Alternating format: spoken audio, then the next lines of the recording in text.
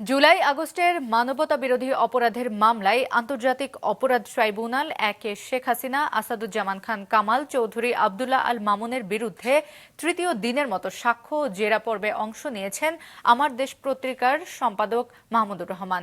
বিচারপতি গোলাম মর্তুজা মজুমদারের নেতৃত্বাধীন ট্রাইব্যুনালে মাহমুদুর রহমানের জেরা শেষ হয়েছে।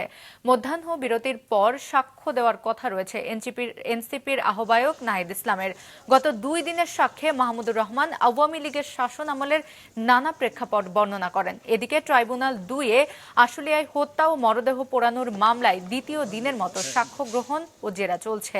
ওই মামলায় গ্রেফতার 8 আসামিকে ট্রাইব্যুনালে হাজির করা হয়েছে। তাদের শাসন ক্ষমতা ছিল শক্তির জোরে পরিচালিত। তাদের শাসন ক্ষমতায় অন্য রাষ্ট্রের আধিপত্য ছিল, প্রভাব ছিল, নিয়ন্ত্রণ ছিল।